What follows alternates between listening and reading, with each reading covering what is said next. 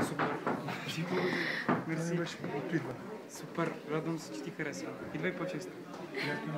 Чао, чао. Георги Арсов, който получава поздравления от публиката. Искам да ти кажа, че много добре изигра и да ти кажа, че лично изигра част от живота ми. Трудно е да излезеш извън себе си и после е трудно да се върнеш. Истина е. Съгласен съм. Когато не мога да намериш пътя на обратно, още по-страшно. Георги, по време на представлението ти каза, че никога не си се чувствал друг път така. Какво почувства? Усетих едно много отчуждение от самия себе си, което го усетих и от тях и някакси исках да им го споделя, беше много специфично.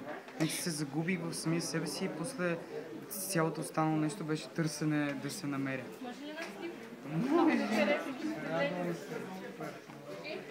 да